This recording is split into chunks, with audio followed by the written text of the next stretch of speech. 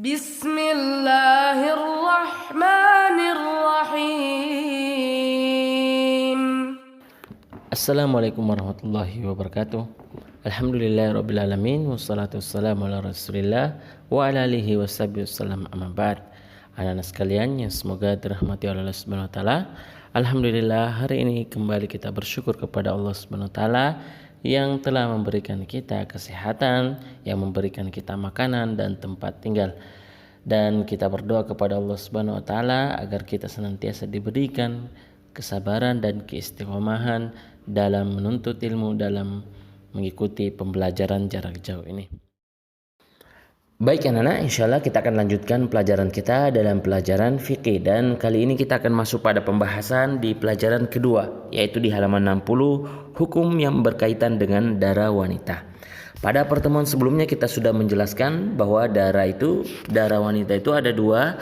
Yang pertama itu darah normal, ya, atau darah haid atau darah menstruasi, dan itu umumnya selama 6 atau 7 hari setiap bulannya.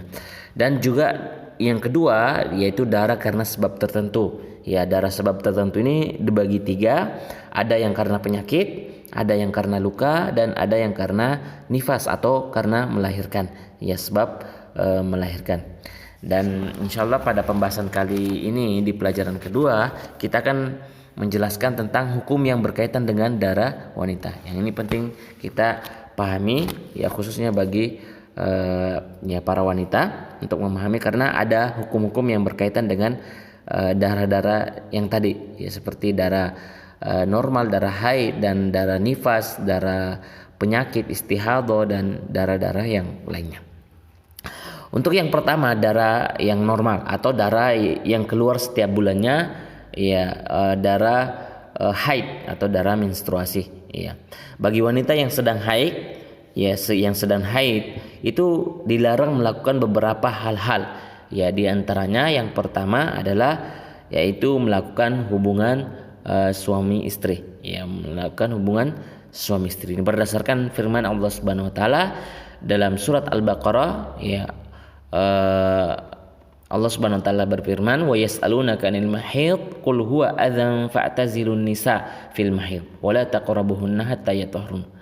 Ya, mereka bertanya kepadamu tentang haid, maka katakanlah wahai Muhammad, haid itu adalah suatu kotoran, oleh sebab itu hendaklah kalian menjauhi diri dari wanita di waktu haid, ya, dan janganlah kamu mendekati mereka. Artinya janganlah kalian melakukan hubungan suami istri, ya, hubungan suami istri. Dan orang-orang Yahudi biasanya ketika istri-istri mereka sedang haid, mereka tidak makan bersamanya, tidak kumpul-kumpul bersamanya, bahkan tidak tinggal, istrinya disuruh keluar, tidak boleh tinggal di rumah. Maka para sahabat Nabi bertanya kepada Nabi SAW tentang hal tersebut. Maka Nabi SAW mengatakan, "Isna'u kulla syai'in illa nikah." Ya, lakukan segala sesuatu kecuali berhubungan suami istri. Ya, jadi ketika wanita haid, ditanya tentang wanita haid, Nabi mengatakan lakukan, ya, terserah, silakan mau melakukan apa saja kecuali hubungan suami istri. Maka tidak boleh bagi wanita yang sedang haid berhubungan suami istri. Ya, bahkan dalam hadis Nabi SAW mengatakan siapa yang, ya, berhubungan suami ketika wanita istrinya sedang haid, maka dia telah kufur terhadap apa yang diturunkan oleh Nabi Muhammad SAW. Itu yang pertama, ya, tidak boleh berhubungan suami istri. Kemudian yang kedua yaitu tidak boleh ditalak, ya, tidak boleh mentalak wanita ketika sedang haid. Jadi istri itu, seorang wanita tidak boleh ditalak. Bagi istri wanita itu tidak boleh ditalak ketika sedang haid, ya, karena berdasarkan hadis Nabi SAW bahwa sahabat Nabi SAW pernah mentalak istrinya, menceraikan istrinya, dan istrinya itu dalam keadaan haid. Itu dilakukan pada masa Nabi SAW. Kemudian sahabat bertanya tentang masalah ini kepada Rasulullah SAW. Maka Rasulullah SAW bersabda, hendaklah ia rujuk kepada istrinya, kembali, artinya tidak kembali kepada istrinya, lalu menahan hingga istrinya suci, kemudian hingga suci lagi, kemudian haid, kemudian suci lagi, ya.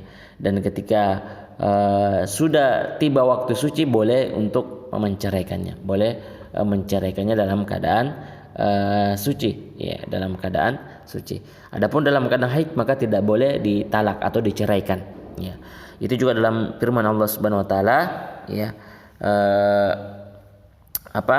dalam surah At-Tolak ayat 1, ya.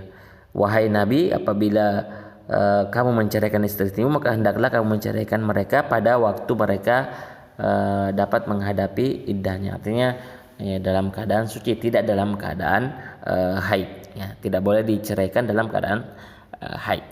Kemudian yang ketiga, di antara hal-hal yang tidak boleh dilakukan bagi wanita yang sedang haid adalah beribadah, ya. Ibadahnya apa saja, ya, yaitu di antaranya adalah salat dan puasa, ya, salat dan puasa. Ya, wanita haid, ya, jika sedang haid maka tidak boleh melaksanakan salat dan juga tidak boleh menunaikan puasa, ya. Jika wanita haid dan tidak puasa, maka dia tetap harus mengqadha, meskipun dia tidak puasa tetapi dia tetap wajib mengqadha, mengganti puasanya di hari yang lainnya, ya, di hari yang lainnya. Adapun sholat tidak wajib untuk mengqadha puasanya, hanya puasa saja yang diganti di hari yang lainnya. Jadi itu wanita yang haid tidak boleh melaksanakan sholat dan puasa, ya, tidak boleh melaksanakan sholat dan puasa. Bahkan ketika dia melaksanakan sholat dan puasa itu bisa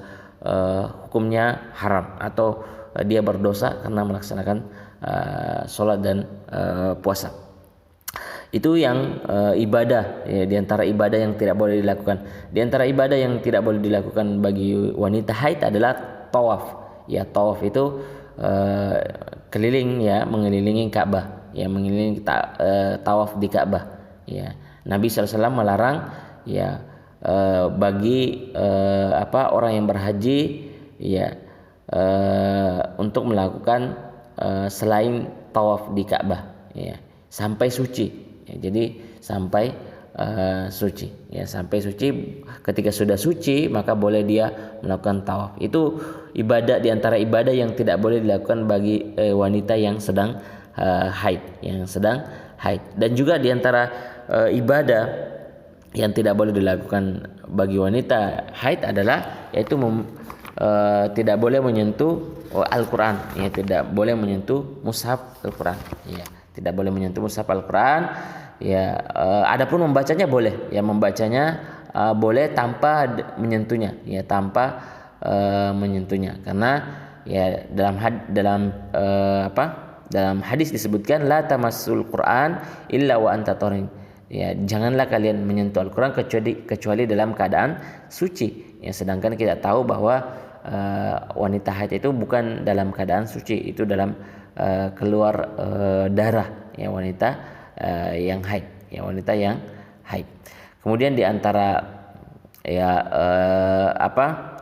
ibadah atau yang tidak boleh dilakukan wanita haid ketika seorang wanita ketika sedang haid adalah yaitu tidak boleh berdiam diri dalam masjid, tidak boleh menetap dalam masjid, ya. Adapun sekedar lewat, ya, tidak mengapa selama tidak mengotori masjid, maka itu dibolehkan, ya, maka itu dibolehkan, ya. Kalau berdiam dalam waktu yang lama, misalkan ikut majelis, ya, misalkan ikut taklim atau kajian di dalam masjid, itu tidak diperbolehkan karena itu menetap, ya, dalam waktu yang lama. Adapun sekedar lewat, ya, tidaklah mengapa untuk lewat ke dalam masjid meskipun dalam keadaan haid, itu tetap dibolehkan, ya, masih dibolehkan. Jadi itu anak-anak sekalian beberapa hal-hal yang berkaitan dengan, ya, wanita yang